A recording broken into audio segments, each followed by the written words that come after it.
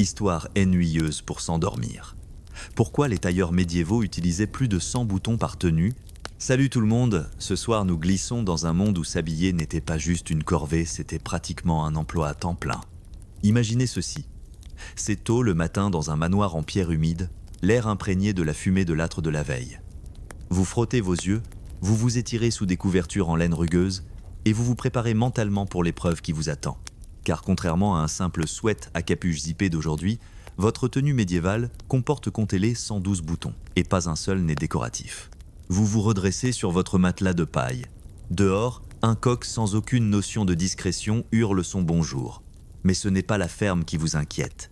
Ce sont vos manches, lacées jusqu'au coude. Des boutons serpentant comme un ornement le long de vos flancs. Une tunique serrée, des choses qu'il faut attacher, sans oublier le pourpoint qui serre le tout au point de vous faire ressembler à une saucisse tressée. Alors, avant de vous installer confortablement, prenez un instant pour aimer la vidéo et vous abonner. Mais seulement si vous aimez vraiment ce que je fais ici. Et tiens, dites-moi en commentaire d'où vous écoutez et quelle heure il est chez vous. J'adore voir où et quand vous nous suivez.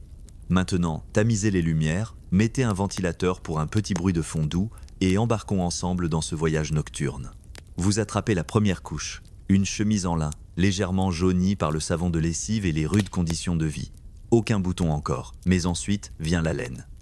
La tunique extérieure s'ajuste comme une combinaison de plongée médiévale, taillée si serrée qu'elle vous juge presque. Les tailleurs du XIVe siècle n'étaient pas juste des couturiers. C'étaient des sculpteurs de silhouettes, et ils avaient un outil par excellence, le modeste bouton. Fait d'os, de bois, d'étain, et si vous étiez scandaleusement riche de jais ou de cornes polies, les boutons n'étaient pas d'abord fonctionnels. On ne les déboutonnait pas pour s'habiller. Quelqu'un vous aidait à vous faufiler dedans ou dehors, pendant que les boutons restaient là, bien cousus, nombreux, imperturbables. Car c'était ça, le but. Les boutons n'étaient pas faits pour la commodité, ils étaient faits pour l'apparat. Vous savez comment certaines baskets de luxe aujourd'hui ont des bulles d'air, des panneaux réfléchissants ou des fermetures éclairs inutiles? Pareil. Les boutons étaient les bijoux bling-bling du Moyen-Âge. Surtout s'ils étaient alignés comme une petite armée le long de votre torse et de vos manches. Bonus si les boutons étaient en argent et si petits qu'il fallait plisser les yeux pour les voir. Et plisser les yeux signifiait richesse. Mais voilà, les vêtements coûtaient une fortune, du genre à ruiner une lignée familiale. La plupart des gens du peuple possédaient, au grand maximum, 3 tenues. Vous par contre, dans ce conte féodal imaginaire pour vous endormir, vous êtes un noble.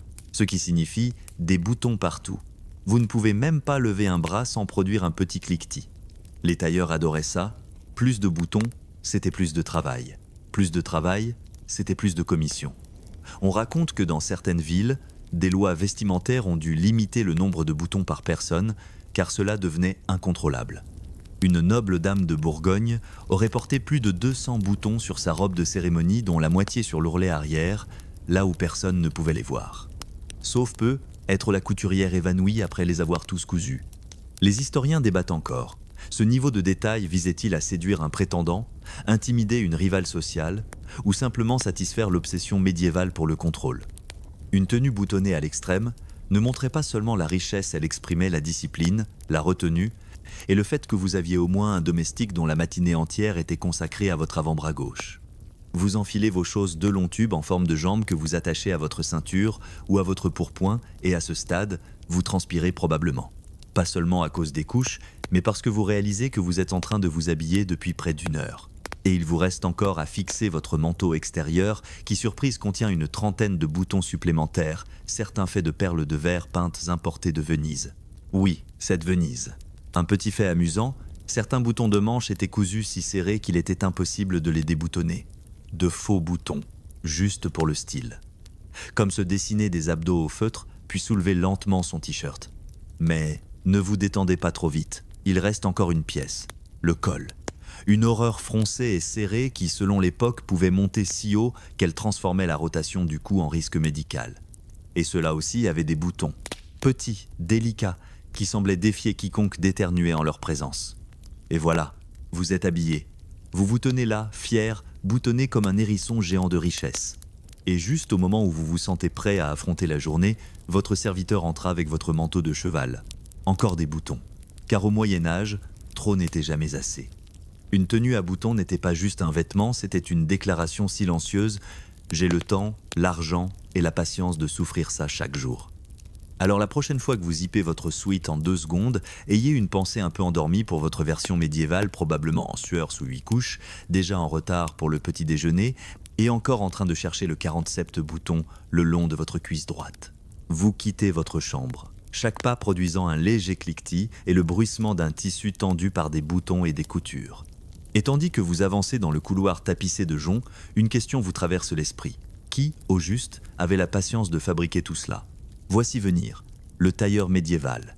Pas seulement un artisan, mais une sorte de magicien du tissu mêlé à un mathématicien et à un thérapeute pour nobles stressés. À une époque où les boutons n'étaient pas de simples fermetures, mais des marqueurs sociaux, le tailleur était votre passeport vers le statut, le respect et surtout une silhouette d'avant-bras vraiment impressionnante. Vous descendez les escaliers étroits de votre manoir et pensez au vieux maître Edmond, le tailleur local qui a cousu votre pourpoint. Il n'a pas appris sur YouTube. Non, il a passé 7 ans en apprentissage à partir de 10 ou 11 ans.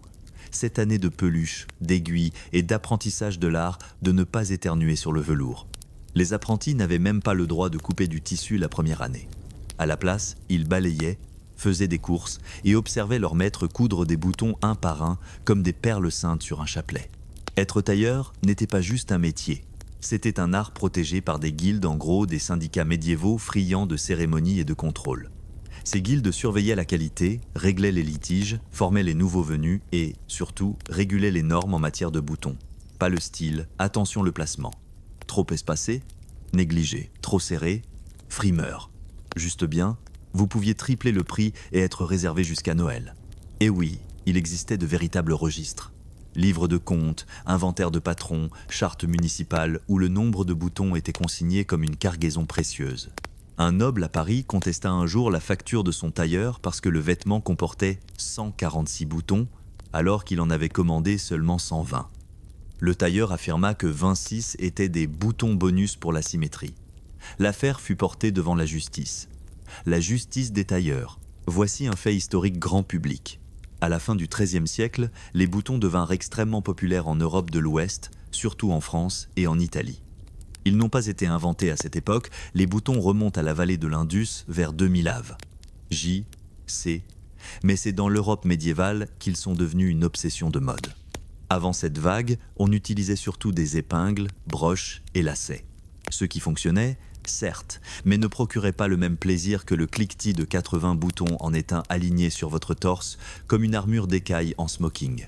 Et les mathématiques, un pourpoint ajusté standard pouvait comporter 5 rangées de boutons, torse, manche, devant et même les pans de la taille. Ajoutez les boutons pour lasser les chausses et peut être une rangée décorative sur vos bottes et vous approchez les 3 chiffres. Certains tailleurs tenaient des tableaux de comptage de boutons, en gros des grilles tarifaires pour 20 boutons, 2 florins, pour 80, votre âme et un gigot. Petite anecdote curieuse ce soir, dans certaines villes comme Florence, les tailleurs devenaient compétitifs, pas sur la rapidité, mais sur les détails. On retrouve des lettres authentiques dans lesquelles les tailleurs se vantent de coudre des boutons si petits qu'il fallait l'œil d'un joaillier pour les voir. L'un d'eux prétendait avoir cousu 60 boutons sur un gant que vous perdriez évidemment dans une flaque d'eau. En traversant votre grand hall baigné de lumière matinale, vous voyez le fils du voisin passer en courant, vêtu de ce qui ne peut être décrit que comme une catastrophe à boutons. Son pourpoint bâille sur les côtés, les boutons mal assortis tiennent à peine par un fil. Du travail d'amateur, manifestement non approuvé par la guilde. Vous hochez poliment la tête, tout en jugeant intérieurement chaque couture. Ainsi va la vie dans une ville où le statut se mesure en boutons par centimètre carré.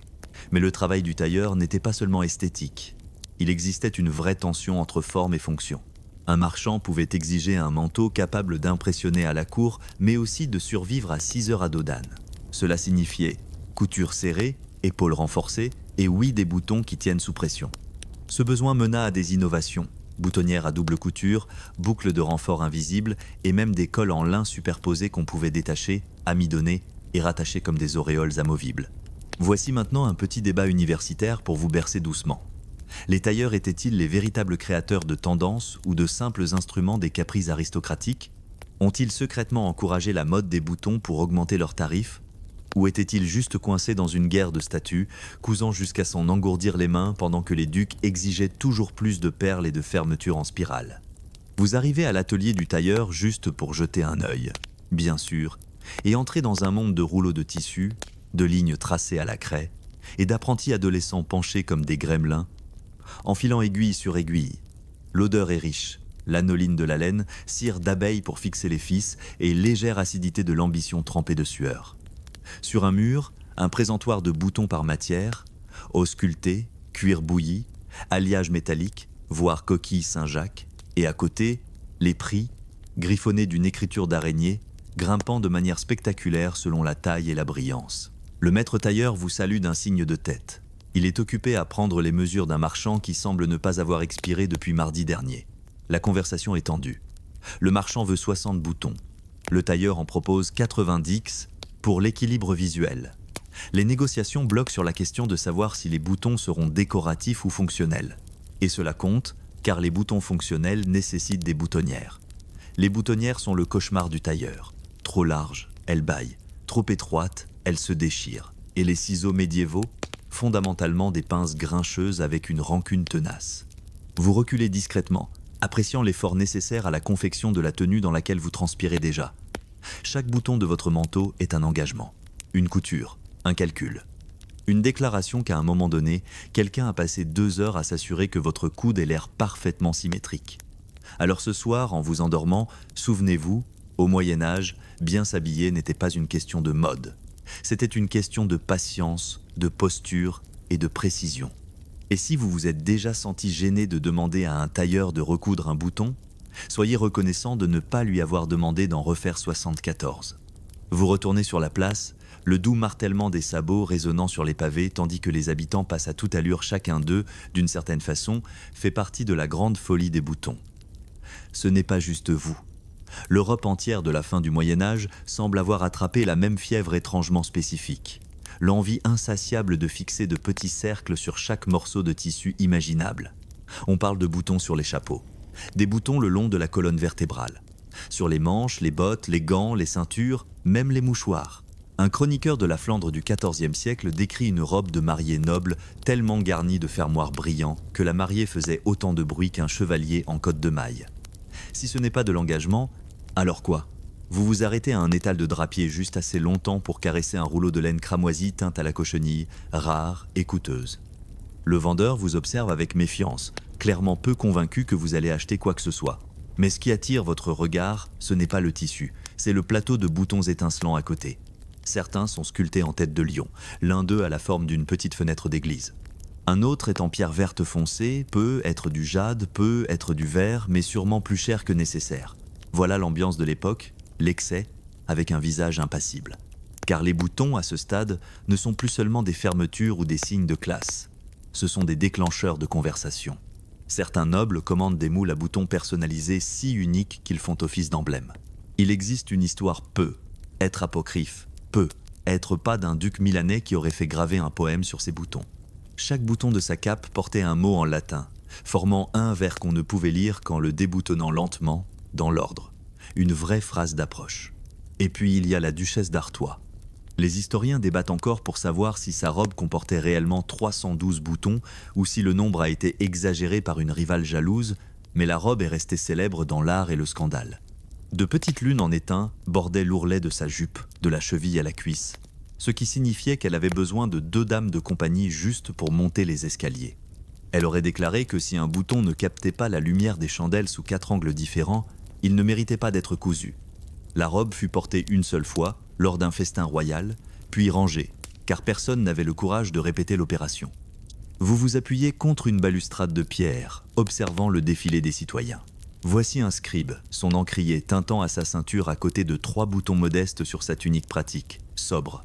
Derrière lui, la femme d'un boulanger, en lin, avec 8 boutons dépareillés sur son corsage, manifestement récupérés d'un vêtement plus luxueux. Et ensuite, voici le frimeur local. Sa cape est parsemée de boutons en laiton en diagonale, un motif sans logique, mais qui attire clairement l'attention. Vous pouvez presque les entendre teinter à chaque pas théâtral. Fait historique confirmé. Au milieu du XIVe siècle, les boutons devinrent si populaires que des lois furent promulguées pour freiner leur extravagance. On les appelait des lois somptuaires, des tentatives des rois et des chefs religieux pour limiter les dépenses de mode et maintenir l'ordre social. En Angleterre, des lois limitaient qui pouvait porter quel type de tissu, de garniture Et oui, combien de boutons? Seuls les nobles pouvaient porter des vêtements avec certaines décorations, notamment des boutons ornés de perles ou fabriqués à partir de métaux importés. Et bien que certaines de ces lois aient été réellement appliquées surtout en période de crise économique, d'autres furent joyeusement ignorées. Un évêque français écrivit qu'essayer de réguler le nombre de boutons revenait à demander aux étoiles de s'éteindre par humilité. Les gens allaient briller, c'est ce qu'ils faisaient. Et voici un fait curieux. Les faux boutons firent leur retour. Certains vêtements avaient des cercles peints ou des spirales brodées imitant des rangées de boutons, simplement pour donner l'illusion d'abondance sans le poids ni le coût. Les tailleurs devinrent créatifs avec les illusions, utilisant des tresses, des rivets, même des couches de tissu festonnés. En résumé, le Photoshop médiéval. Mais tout le monde n'adhérait pas à la mode. Certains critiques voyaient les boutons comme des distractions vaniteuses. Un sermon des années 1380 prévient que le diable vit dans l'aiguille qui coud les boutons superflus, ce qui, soyons honnêtes, est un peu excessif pour ce qui n'est qu'un fermoir. Pourtant, la fascination persista. Vous regardez votre propre manche, admirant les 18 boutons parfaitement espacés de l'avant-bras au poignet. Sont-ils nécessaires? Absolument pas. Rehausse-t-il votre prestance sociale au marché aujourd'hui? Sans aucun doute. Place au débat académique, certains historiens pensent que cette folie des boutons relevait moins de la mode que de la psychologie. Dans un monde de chaos peste, guerre, mauvaise récolte, les boutons offraient quelque chose de petit, répétitif, ordonné. Rangé après rangé, cousu avec soin. Un rituel minuscule de contrôle à une époque où presque rien ne l'était. D'autres pensent simplement que les nobles restaient des nobles si une dame portait 50 boutons, la suivante devait en porter 60. Et ne parlons même pas du placement stratégique. Une astuce prisée des courtisans fortunés était le piège à boutons, une rangée de faux boutons attirant le regard le long d'une manche ou d'un torse, tandis que la véritable fermeture était astucieusement dissimulée sous un rabat. La mode comme diversion. Un tour de magie, mais en laine. Bien sûr, la tendance avait ses limites. Un tailleur de Prague fut un jour condamné pour avoir habillé un garçon de 12 ans avec un manteau orné de plus de 100 boutons, tous purement décoratifs. Il ressemblait à un échiquier sur pattes, disait une plainte. Le conseil municipal jugea que c'était un gaspillage de matériaux. Le garçon, probablement, était ravi. Vous rentrez chez vous à la tombée du jour, boutonné dans tous les sens du terme. Vous entendez presque la plainte discrète de chaque bouton lorsque vous vous penchez, vous étirez ou atteignez la poignée de la porte. C'est comme être doucement enlacé par une armure anxieuse. Mais vous ne voudriez pas changer cela. Pas maintenant. Pas dans ce moment précis de l'histoire de la mode où chaque petit cercle sur votre manche dit au monde « Vous faites partie de la folie des boutons ». Et oui, votre coude a son propre motif décoratif. De retour dans votre chambre, à présent, à la lueur vacillante des bougies sur les poutres en bois, vous entamez le rituel calme du soir. Déboutonné, bouton par bouton, rangé par rangée. Vous commencez par les manches, chaque minuscule attache se libérant avec un petit pop doux comme des signes de ponctuation à la fin d'une longue phrase élégante. C'est presque méditatif. Ce qui soulève une curieuse question. À quoi rimait tout cela, vraiment? C'est une question qui continue de hanter les historiens quoique peu, être pas à l'heure du coucher. Les boutons médiévaux étaient-ils réellement fonctionnels? Servaient-ils à attacher les vêtements de manière plus efficace que les lacets et les épingles? Ou n'ont-ils jamais vraiment été conçus pour la praticité? Certains soutiennent que les boutons faisaient simplement partie d'un mouvement plus large vers des vêtements ajustés, qui s'est développé entre le XIIe et le XVe siècle. Avant cela, les habits étaient généralement drapés ou ceinturés, mais au XIVe siècle, les tenues commencent à épouser la forme du corps humain, et avec cela vient le besoin de nouveaux systèmes de fermeture. Les boutons permettaient un ajustement plus serré, notamment dans les zones étroites avant-bras, mollets, torse, et donnaient l'impression que le vêtement était luxueux, même s'il ne l'était pas. Alors oui, ils étaient fonctionnels, comme l'aileron arrière d'une voiture de course est techniquement fonctionnel, mais surtout, ils étaient faits pour impressionner. Vous laissez tomber votre tunique extérieure sur la chaise. En dessous, votre chemise en lin garde encore sa forme, sinon sa dignité. Une rangée de boutons en os vous regarde depuis la patte de boutonnage. Décoratifs, certes, mais ils avaient aussi une autre utilité. Dans certains climats et pour certaines couches de vêtements, les boutons aidaient à retenir la chaleur corporelle. Les tailleurs le savaient, ils ne faisaient pas que coudre, ils anticipaient, ils réfléchissaient. Petit fait établi. De nombreux pourpoints médiévaux, ces vestes très ajustées portées par les hommes, comportaient des manches amovibles, attachées par des boutons. Cela les rendait modulables. On pouvait porter la partie du corps seul pendant les mois chauds, ou ajouter les manches à mesure que le temps se refroidissait. C'est une forme précoce de mode convertible, bien avant que les fermetures éclairs ne rendent cela facile. Et maintenant, une surprise. Certains chercheurs avancent que les boutons de la fin du Moyen-Âge pouvaient avoir une dimension morale. Oui, morale. Dans une société obsédée par la modestie, surtout sous l'œil attentif de l'Église, les boutons donnaient au porteur un plus grand contrôle sur la quantité de peau révélée et sur le moment. On pouvait les fermer ou les ouvrir selon le contexte, la compagnie ou l'humeur. Une noble pouvait flirter en déboutonnant un bouton de son gant. Un évêque pouvait boutonner sa robe jusqu'au cou pour afficher son humilité. Les vêtements devenaient un langage. Et les boutons, sa grammaire. Mais cela ne signifie pas que tout le monde était d'accord sur la syntaxe. Les historiens débattent encore de savoir si certaines modes autour des boutons relevaient de la séduction, du statut social ou même d'un affichage militaire précoce. Certaines tuniques, par exemple, avaient des rangées de boutons asymétriques conçus pour imiter une armure, un écho vestimentaire à la gloire du champ de bataille. Était-ce une marque d'admiration pour la classe chevaleresque? Ou simplement une tendance pratique transmise par des soldats lassés des lacets? Nous ne le saurons peu, être jamais. Et puis, certains boutons n'étaient même pas destinés aux humains. On trouve des archives de vestes pour chiens, oui, des vestes pour chiens destinées aux chiens de chasse des aristocrates, avec des fermetures à boutons et des bordures décoratives. Sans blague. Un inventaire du XVe siècle d'un domaine noble mentionne 3 tuniques pour faucons avec col boutonné. Les boutons, semble-t-il, avaient officiellement franchi la frontière vers la mode animale. Votre bulldog français médiéval aurait été très chic. Et tout aussi soudainement que la folie des boutons avait émergé, elle commença à s'éteindre.